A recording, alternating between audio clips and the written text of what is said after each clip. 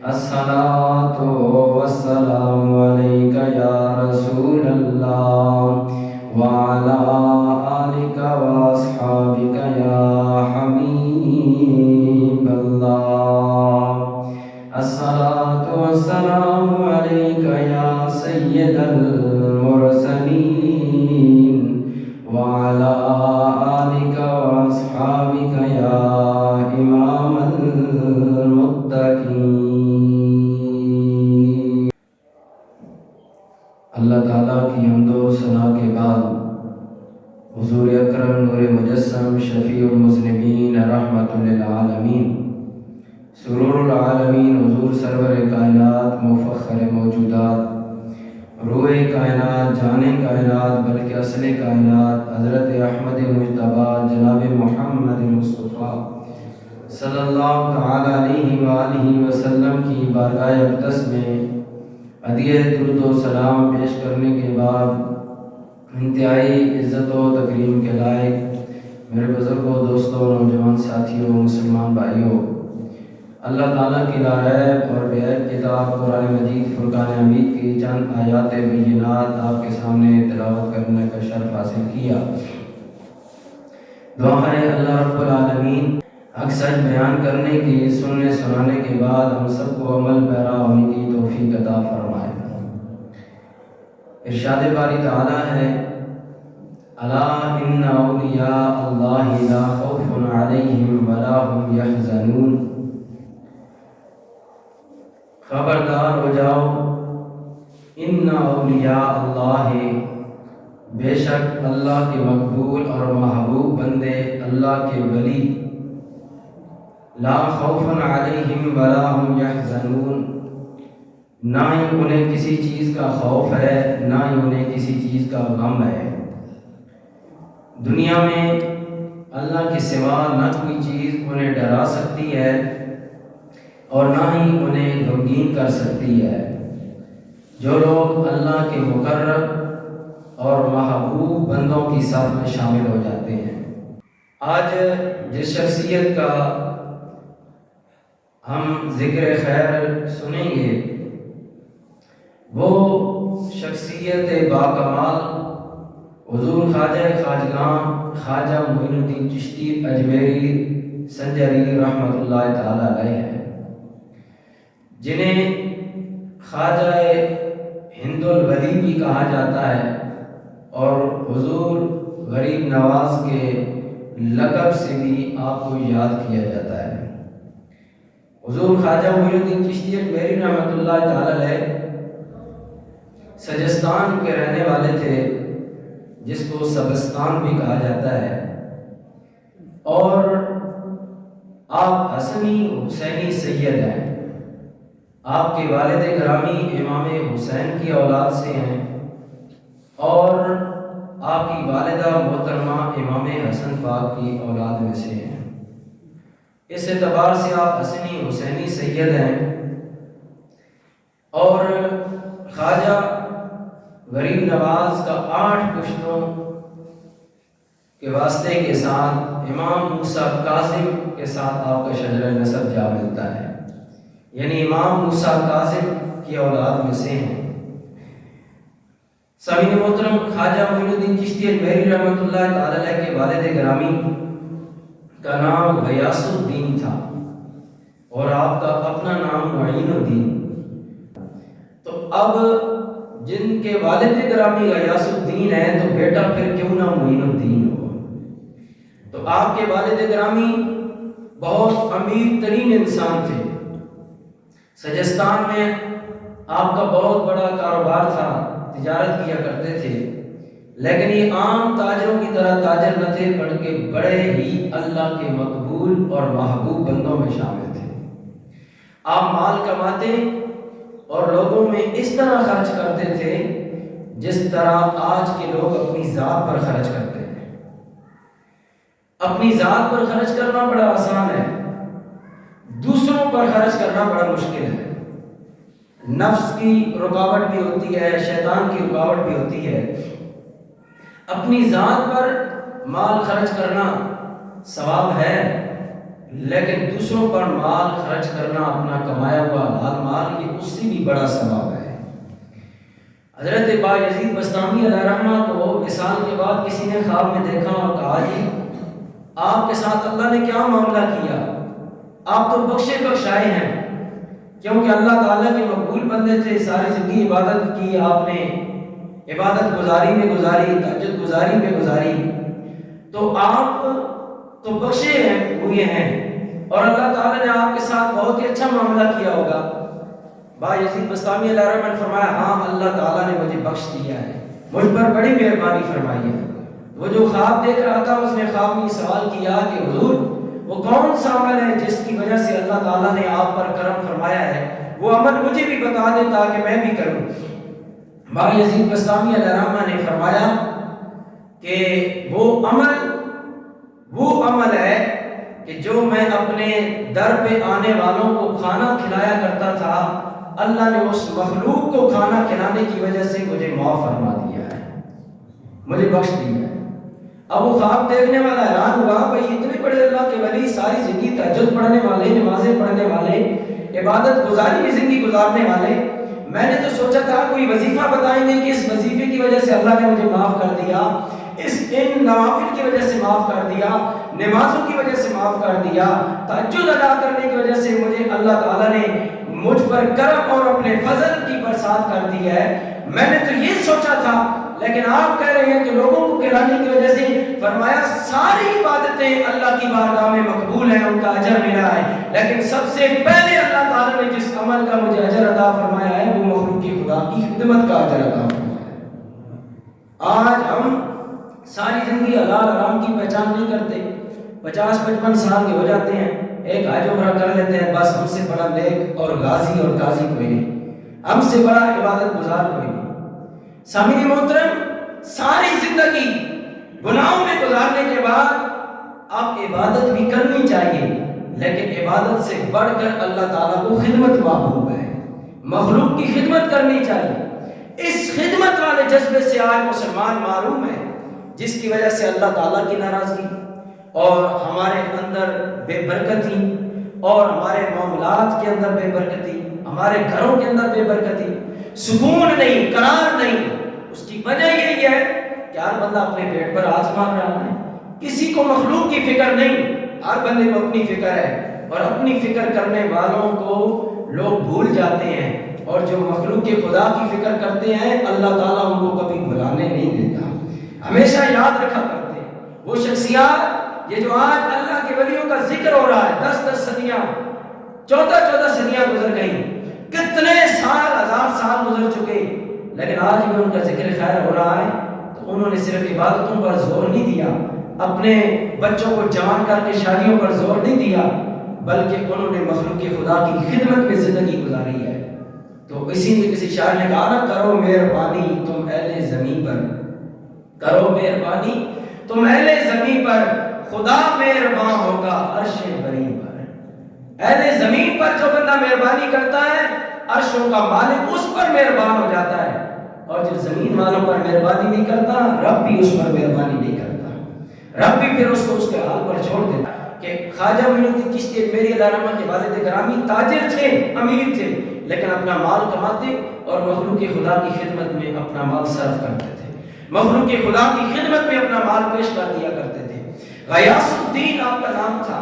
خواجہ معین الدین چشتی اجمیری علیہ رحمہ 13 رجب المرجب یا بعض روایتوں میں آتا ہے 14 رجب کو آپ کی ولادت باسعادت ہوئی، اور خواجہ معین الدین چشتی اجمیری علیہ رحمہ اپنے والد گرامی نیکوکار والد اور والدہ کی تربیت میں پلتے رہے۔ 15 سال کی عمر ہو گئی تو آپ کے والد گرامی کا وصال ہو گیا، آپ کے والد صاحب فوت ہو گئے، تو خواجہ معین الدین چشتی اجمیری علیہ رحمہ کے ورثہ میں آپ 2 بھائی تھے، ایک کے ورثہ میں کچھ زمین آئی، اور آپ کے ورثہ میں والد کی طرف سے ایک باغ، انگوروں کا باغ تھا، وہ آپ کے حصے میں آیا، اور ایک چکی یہ آپ کے حصے میں آئی۔ سامعین محترم، خواجہ معین الدین چشتی اجمیری علیہ رحمہ آپ نے اپنی گزر بسر کرنے کے لیے اپنے چکی میں مصروف ہو گئے اور باغ کی باغبانی میں مصروف ہو گئے، باغ کی رکھوالی کرتے رہے۔ ایک دن کیونکہ ایسی شخصیات علامہ اقبال نے کہا نا، ہزاروں سال نرگس اپنی بے نوری پہ روتی ہے، ہزاروں سال نرگس اپنی بے نوری پہ روتی ہے، بڑی مشکل سے ہوتا ہے چمن میں دیدہ ور پیدا۔ تو سامعین محترم، ایسی شخصیات اللہ تعالیٰ جو بھیجتا ہے، ان کو بچپن سے مخلوق خدا کی خدمت کے جذبے عطا فرما دیتا ہے، اور ان کا مقصد دنیا کمانا، شادیاں کرنا یا بچے پیدا کرنا نہیں ہوتا، ان کا مقصد ان چیزوں کے ساتھ ساتھ مخلوق خدا کی خدمت ہوتی ہے۔ تو خواجہ معین الدین چشتی اجمیری علیہ الرحمہ کی چونکہ زندگی کا مقصد مخلوق کی خدمت، دین اسلام کی خدمت تھی، آپ اپنے باغ کی رکھوالی کر رہے ہیں، ایک دن آپ اپنے باغ کی رکھوالی میں مصروف ہیں، ایک بابا بزرگ اور پھٹے پرانے کپڑے پہنے ہوئے ہیں، تو باغ کے قریب آ کے ٹھہرتا ہے۔ خواجہ معین الدین چشتی اجمیری علیہ الرحمہ جو کہ سید بھی تھے، دل میں نرمی بھی تھی، آپ نے دیکھا اس بزرگ کو تو آپ کے دل میں آیا کہ یہ کوئی بزرگ لگتا ہے، مسافر ہے، تو میں اس کے قریب جاؤں اور اس سے کھانے پینے کی آفر کروں، پیشکش کروں، تو کھانے پینے کی میں ایسے کوئی چیز حاجت ہو تو اس کو پورا کر دوں۔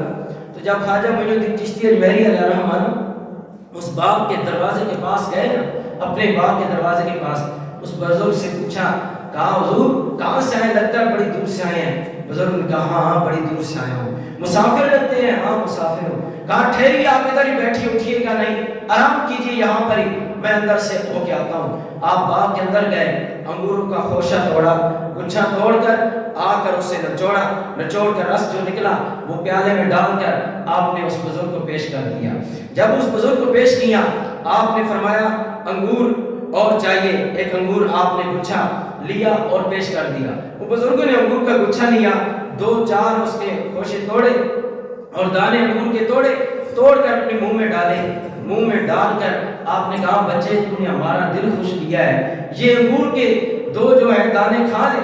جب خواجہ معین الدین چشتی اجمیری علیہ الرحمہ نے اس بزرگ کے منہ سے نکلے ہوئے انگور کے دو دانے اپنے منہ میں ڈال دیے، تو جب ڈالے تو خواجہ معین الدین چشتی اجمیری علیہ الرحمہ کہتے ہیں لوگوں جو ہی انگور کے وہ دانے کھانے کی دیر تھی، میرے دل کی دنیا آباد ہو گئی ہے، خدا کی یاد سے، خدا کے نور سے میری دنیا آباد ہو گئی، میرا دل آباد ہو گیا، اور مجھے دنیا کی حاجت نہ رہی، جو دنیا کے اس باغ کی تھوڑی سی بھی محبت میرے دل میں تھی وہ ختم ہو گئی، بس دل کی دنیا آباد ہو گئی اور دل کی دنیا بدل گئی۔ ان بزرگوں نے بس اٹھ کے چلے گئے، میرے لیے دعا کی، میں ان بزرگوں کو دیکھتے دیکھتے مدہوش ہو گیا، پتہ ہی نہیں چلا، ان نظروں سے غائب ہو گئے، لیکن میری دل کی دنیا بدل گئے، میری دل کی دنیا کو اللہ کی یاد سے آباد کر گئے۔ میں نے اسی وقت اس باغ کو صرف کر دیا، بیچ دیا، جب بیچا اس کی قیمت لے کر غریبوں میں بانٹ دی، چکی بھی بیچ دی اور غریبوں میں بانٹ کر میں اللہ کے راستے میں نکل کھڑا ہوا کہ کہیں سے دین کا علم حاصل کروں گا، اللہ کے دین کی خدمت کروں گا۔ میرے اندر دین کی خدمت کا جذبہ پیدا ہو گیا۔ اس سے پتہ چلا یہ دین کی خدمت کا جذبہ جو پیدا ہوتا ہے یہ بزرگوں کی نظر سے پیدا ہوتا ہے۔ تو دین کی خدمت کے لیے اللہ تعالیٰ ہر بندے کو منتخب نہیں کرتا، یہ اللہ تعالیٰ خاص لوگوں کو منتخب کرتا ہے دین کی خدمت کے لیے۔ یہ جو آج نتھو خیر علماء کے خلاف اپنی زبان دراز کرتے ہیں نا، ان کو اللہ تعالیٰ نے دھتکارا ہوتا ہے اپنے دربار سے، اس لیے ان کی نسلوں میں بھی دیندار پیدا نہیں ہوتے۔ تو جو لوگ چاہتے ہیں کہ ان کی نسلوں میں دیندار پیدا ہوں، وہ دیندار لوگوں کا ادب کریں، وہ بزرگان دین کا ادب کریں، تو وہ اس بزرگان دین کا ادب کریں گے تو ان کے اندر جو سب سے پہلا جذبہ پیدا ہوگا وہ دین کی خدمت کا جذبہ پیدا ہوگا، وہ دین اسلام کی تعلیمات کے حصول کا جذبہ پیدا ہوگا، ان کے دل میں یہ جذبہ پیدا ہوگا کہ یار میں بھی دین پڑھوں، میں بھی قرآن پڑھوں، میں بھی سونے لجپال نبی کا فرمان پڑھوں، میں بھی دین اسلام کا نور حاصل کروں۔ یہ جذبہ تب پیدا ہوتا ہے جب دل میں ادب پیدا ہوتا ہے۔ ادب پہلا کرینہ ہے محبت کے کرینوں میں، ادب نہ ہو تو پھر جناب والا کوئی چیز حاصل نہیں ہوتی۔ خواجہ صاحب نے ادب کیا بزرگوں کا، اور اللہ کے مقبول بندے کا ادب کیا، انہیں انگور کے خوشے پیش کیے، انہوں نے بدلے میں خواجہ صاحب کی دل کی دنیا کو آباد فرما دیا۔ خواجہ صاحب دین کی خدمت کے لیے چل پڑے، بغداد شریف پہنچے، دیگر جگہوں پر آپ علم دین حاصل کرتے رہے، آخرکار آپ جب دین مدین کے علوم حاصل کر چکے تو آپ خواجہ عثمان ہارونی رحمت اللہ تعالی علیہ، یہ اس وقت کے بہت بڑے بزرگ تھے، اللہ کے ولی تھے، آپ ان کے ہاتھ حق پرست پر جا کر بیعت کی آپ نے جب بیعت کی، خواجہ عثمان ہارونی رحمۃ اللہ تعالی علیہ نے ایک دن آپ 20 سال تک اپنے پیر و مرشد کی خدمت کرتے رہے. کتنی سال؟ 20 سال تک. آج ہم 1 سال قرآن نہیں پڑھتے. ہم 1-2 سال ہو جائے تو قرآن نہ پڑھ سکے بچت کہتے ہیں چھوڑ دے جی یہ قرآن پڑھ ہی نہیں سکتا، اس کے نصیبوں میں نہیں ہے. 20 سال خواجہ صاحب اپنے پیر و مرشد کی خدمت کرتے رہے دین اسلام کی تعلیمات کے حصول کے لیے اور اللہ تعالیٰ کے مقبولیت کے، اللہ کی بارگاہ میں مقبولیت کے درجے پر فائز ہونے کے لیے ایک اللہ کے ولی کی 20 سال خدمت کی. آپ نے ایک دن اپنے مرید خواجہ معین الدین چشتی اجمیری کو کہا وہ اس سجستان کے مرید ادھر آ. کہا حضور. فرمایا حکم کیجئے. تو فرمایا اس طرح کر، تو چاہتا ہے کہ اللہ تعالیٰ کے قرب کی سیڑھیاں چڑھ جائے؟ ہاں حضور اسی لیے تو آپ کی خدمت میں آیا ہوں کہ آپ مجھے اللہ کے قریب کر دیں، آپ مجھے اللہ کے قریب کر دیں. وہ کسی نے سچ کہا کہ اللہ اللہ کیے جانے سے اللہ نہ ملے، صرف اللہ اللہ کیے جانے سے اللہ نہ ملے. اللہ والے ہیں جو اللہ سے ملا دیتے ہیں. یہ اللہ والے ہیں جو اللہ سے ملا دیتے ہیں. صرف اللہ اللہ کرنے نال اللہ نہیں لگتا. اللہ والوں کی بارگاہ میں بندہ جاتا ہے، معیت اپناتا ہے، اللہ والوں کی صحبت اپناتا ہے، اللہ والوں کی سنگت اپناتا ہے، پھر بندے کو اللہ مل جاتا ہے. اس لیے مولانا روم رحمۃ اللہ تعالی علیہ فرماتے ہیں فارسی کے اندر، آپ فرماتے ہیں صحبت سالے تورا، صحبت سالے تورا سالے کند، صحبت تالے تورا تالے کند. فرماتے ہیں سالے لوگوں کی صحبت بندے کو صالح بنا دیتی ہے، نیک لوگوں کی صحبت بندے کو نیک بنا دیتی ہے. اور صحبت صالح ترا، صحبت تالے ترا، اور بدکار لوگوں کی صحبت بندے کو بدکار بنا دیتی ہے. نیکوکار لوگوں کی صحبت نیکوکار بنا دیتی ہے اور بدکار لوگوں کی صحبت بدکار بنا دیتی ہے. اللہ کے نیک لوگوں کی صحبت اور معیت اللہ تعالیٰ نے قرآن میں اس کا درس دیا ہے. اللہ تعالیٰ سورۃ الکہف آپ پڑھیں نا 15واں پارہ، اللہ تعالیٰ نے ارشاد فرمایا وَاصْبِرْ نَفْسَكَ مَعَ الَّذِينَ يَدْعُونَ رَبَّهُمْ. فرمایا اپنے نبی پاک علیہ السلام کے ذریعے امت کو پیغام دیا. فرمایا ان لوگوں کے ساتھ اپنی معیت اور سنگت اپناؤ، ان لوگوں کے پاس بیٹھا کرو. مَعَ الَّذِينَ يَدْعُونَ رَبَّهُمْ، جو اپنے رب کو یاد کرتے ہیں، اپنے رب کو پکارتے ہیں، اپنے رب کا ذکر کرتے ہیں. یا اللہ کیوں ان کے پاس بیٹھنے سے کیا ہوگا؟ فرمایا وَاصْبِرْ نَفْسَكَ مَعَ الَّذِينَ يَدْعُونَ رَبَّهُمْ بِالْغَدَاةِ وَالْعَشِيِّ يُرِيدُونَ وَجْهَهُ. یہ اللہ کی رضا کے لیے صبح و شام اللہ کا ذکر کرتے ہیں، اللہ کی یاد میں زندگی گزارتے ہیں. فرمایا جب تم ان لوگوں کی سنگت اور ان لوگوں کی معیت اپناؤ گے جو اللہ کی یاد میں زندگی گزارنے والے ہیں، تو پھر سن لو جب تم ان کی سنگت اپناؤ گے تو اللہ کی رضا پال ہوگے. حضور خواجہ معین الدین چشتی اجمیری علیہ رحمہ نے اپنے مرشد گرامی کی 20 سال سنگت اپنائی. خواجہ معین الدین چشتی اجمیری رحمۃ اللہ تعالی علیہ اپنے پیر و مرشد کے پاس بیٹھے ہیں. خواجہ عثمان ہارونی رحمۃ اللہ تعالی علیہ نے بلایا. فرمایا میرے بیٹے ادھر قریب آ، آج تجھے نوازنے کا وقت آ گیا ہے. جی حضور حکم فرمائیے. فرمایا سورۃ الاخلاص پڑھنی ہے. جی پڑھ لوں گا. فرمایا 1000 مرتبہ سورہ اخلاص قل هو اللہ احد ایک جگہ پر جا کے بیٹھ جا، پڑھ کے آ. جب 1000 مرتبہ سورہ اخلاص پڑھ لے گا پھر میری بارگاہ میں حاضری دینا.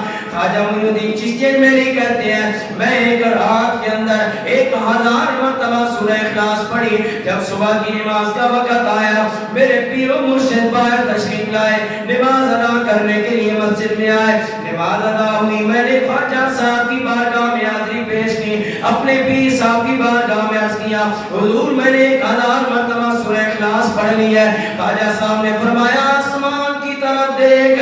جب آسمان کی طرف دیکھا خواجہ صاحب نے، پیر و مرشد نے فرمایا کچھ نظر آیا ہے؟ فرمایا ہاں حضور نظر آ رہا ہے. کیا نظر آ رہا ہے؟ فرمایا اللہ کا عرش نظر آ رہا ہے، اللہ کا عرش نظر آ رہا ہے.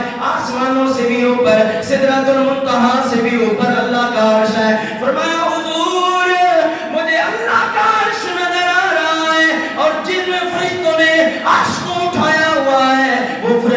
نظر آ رہے ہیں. فرمایا اب نگاہیں نیچے کر لے. فرمایا جا اب 1000 مرتبہ اور سورہ اخلاص پڑھ, پھر میری بارگاہ میں آ. خواجہ معین الدین چشتی میری پھر چلے گئے.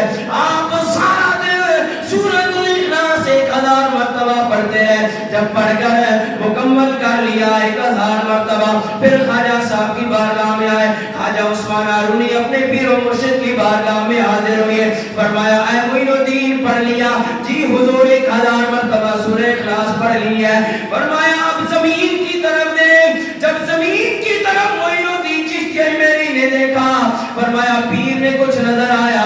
فرمایا ہاں 7 زمینوں سے نیچے تک 7 زمینوں کے آخری کنارے کو بھی اے پیر و مرشد میں نے دیکھ لیا ہے. فرمایا ٹھیک ہے اب اس طرح کر, اب میری طرف دیکھ. آپ نے انگلیوں سے دو اس طرح اشارہ فرمایا. فرمایا میری دونوں انگلیوں کے درمیان دیکھ. فرمایا اب کیا نظر آ رہا ہے؟ فرمایا اے پیر صاحب آپ کی دونوں انگلیوں کے درمیان سے جو آسمان میں نظر آ رہا تھا وہ بھی نظر آ رہا ہے, جو زمین میں آ رہا تھا وہ بھی نظر آ گیا.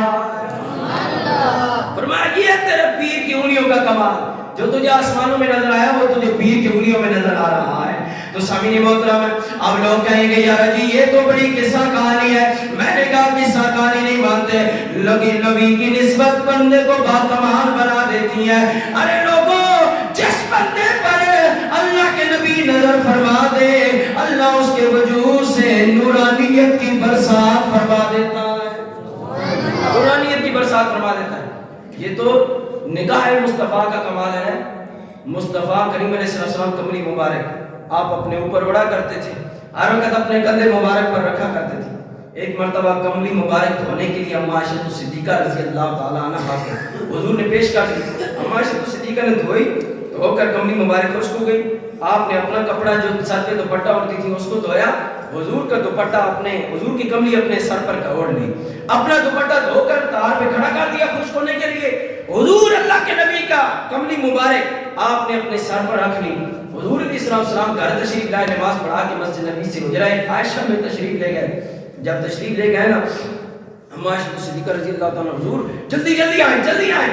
اللہ کے نبی صلی اللہ علیہ وسلم جلدی جلدی آگے ہوئے. فرمایا عائشہ کیا بات ہے؟ حضور جلدی آئیں جلدی آئیں. فرمایا کیا عائشہ کیا ہوا ہے؟ فرمایا یا رسول اللہ آپ کے اوپر بارش ہو رہی ہے اور میں آپ کے جسم پر دیکھ رہی ہوں کہ کپڑے خشک ہیں, لیکن مسلسل بارش ہو رہی ہے آپ کے اوپر اور آپ بارش میں بھیگ بھی نہیں رہے.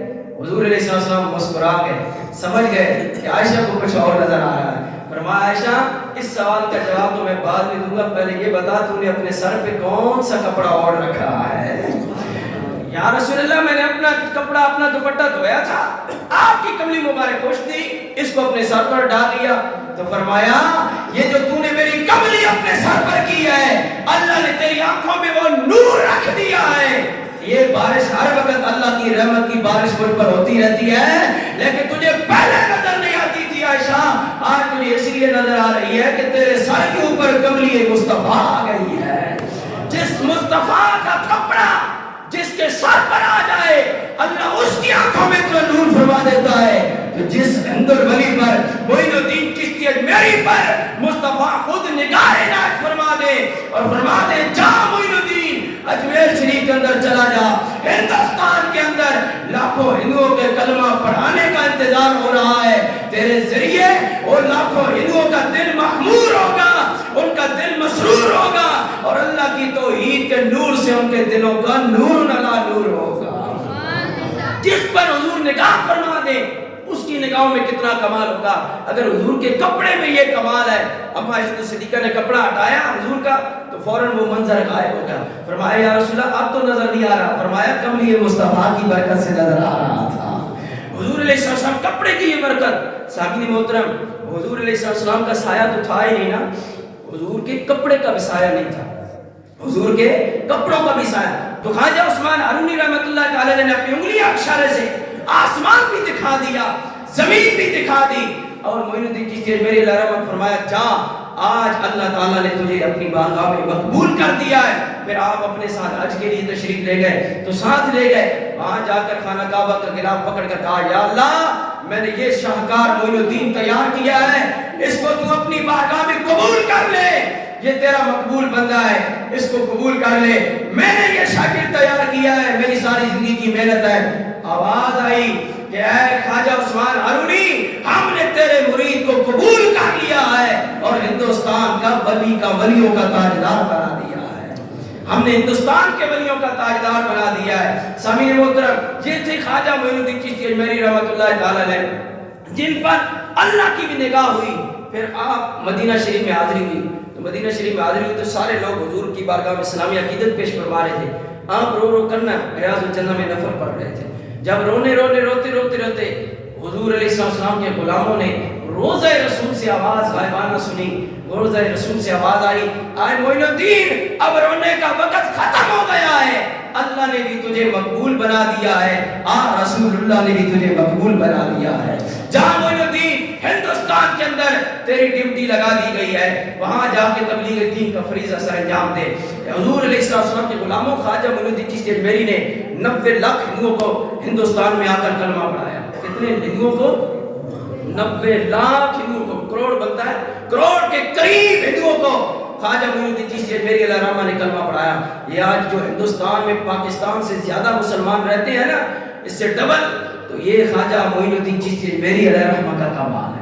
اور اس پاکستان میں جو مسلمان ہیں تو ان لوگوں کو یہ داتا علی اجمیری علیہ الرحمہ کا کمال ہے، جنہوں نے اپنی زندگی میں 4 سے 5 لاکھ ہندوؤں کو اور گجروں کو کلمہ پڑھایا تھا، اور ان گجروں کو، اور اتنے سخت مزاج کہ کوئی ان کے سامنے دین کی بات نہیں کر سکتا تھا، ان کے مذہب کو تبدیلی کی بات نہیں کر سکتا تھا۔ داتا علی اجمیری نے آ کے اپنی نگاہ سے، اپنے کردار سے ان کے دل کی دنیا کو بدلا دیا۔ سامعین محترم، یہ ہے اللہ کے ولی، اللہ کے ولیوں کے کیا معاملات۔ خواجہ معین الدین چشتی اجمیری علیہ الرحمہ آپ سفر سمرقند سے بخارا ہوتے ہوئے افغانستان کے راستے سے ہوتے ہوئے آپ لاہور میں پہنچے، اور یہاں آ کر داتا علی اجمیری علیہ الرحمہ کو اس وقت مزار بن چکا تھا، آپ وصال فرما چکے تھے۔ خواجہ معین الدین چشتی اجمیری علیہ الرحمہ لاہور شریف آئے تو کہا دل کرتا ہے کہ یہاں ٹھہریں، لگتا ہے یہاں سے اللہ کے بڑے مقبول کی حسنی سید کی خوشبو آ رہی ہے، تو میں چاہتا ہوں یہاں سے بھی اپنے من کو خوشبودار بنا دے جاؤں۔ پھر آپ داتا صاحب کے دربار پر پہنچے۔ خواجہ معین الدین چشتی اجمیری کے ساتھ تقریباً 250-300 بندہ تھا جو آپ سے مدینہ پاک سے آئے تھے، اور وہ وہاں پر آپ نے چلا کاٹا، 40 دن آپ نے داتا صاحب کے دربار پر گزارے، خواجہ داتا صاحب کے فیوز و برکات سے اپنے آپ کو مالا مال کیا۔ پھر جب خواجہ معین الدین چشتی اجمیری جانے لگے نا، ولی کی قدر ولی جان سکتا ہے۔ جی چمگادڑ کو کیا پتا سورج کی روشنی کیا ہے، چمگادڑ تو اندھی ہوتی ہے، اس کو تو سارا دن سورج کے سامنے پھراتے رہو، وہ کہے گی سورج نہیں نظر آ رہا، کیونکہ وہ خود جو اندھی ہے۔ تو چمگادڑ کو کیا پتا آفتاب کی روشنی کا، اور کسی بدبخت کو کیا پتا اللہ کے ولی کا کیا مقام ہے۔ اللہ کے ولیوں کا مقام سمجھنے کے لیے دل میں محبت ولی کا اور محبت خدا اور مصطفیٰ کا نور ہونا ضروری ہے۔ سامعین محترم، اور جن پر اللہ کے ولیوں کی نگاہ ہو جاتی ہے، یقین جانیں اللہ تعالیٰ ان کے وقتوں کو جگا دیتا ہے، ان بد نصیبوں کو خوش نصیب بنا دیتا ہے۔ خواجہ معین الدین چشتی اجمیری علیہ الرحمہ آپ نے 40 دن چلنا کاٹنے کے بعد جب داتا صاحب کی فیوز و برکات سے اپنے سینے کو مالا مال کیا، جانے لگے تو آپ نے کہا مریدو میرا دل چاہتا ہے میں یہاں داتا صاحب کی بارگاہ میں سلام عقیدت پیش کروں۔ فرمایا آپ پیش کیجئے۔ آپ نے بڑا پیارا شعر لکھا فارسی کے اندر جو آج بھی داتا صاحب لاہور قلندر لاہوری کے دربار پر لکھا ہوا ہے۔ یہ شعر خواجہ معین الدین چشتی اجمیری نے لکھا، فرماتے ہیں گنج بخش فیض عالم، گنج بخش فیض عالم، مظہر نور خدا، ناکساں را پیر کامل، ناکساں را پیر کامل، کامل آرا نما۔ گویا کہہ رہے ہیں کہ ہر مشکل دی کو جی یارو ہاتھ بلیاں دے آئی، ولی نگاہ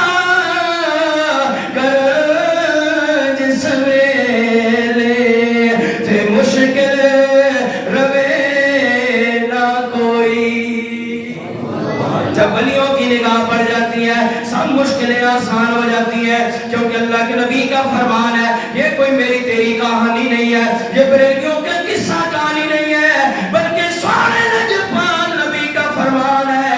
حدیث کی کتابیں پڑھ کے دیکھ، میرے نجفان نبی نے فرمایا اے لوگوں، میری امت میں ایسے اللہ تعالیٰ اپنے مقبول بندے پیدا فرمائے گا کہ اگر وہ اللہ کی قسم اٹھا دیں گے کسی معاملے میں، اللہ تعالیٰ اپنی تقدیر کو بدل دے گا، ان کی قسم کو پورا فرما دے گا.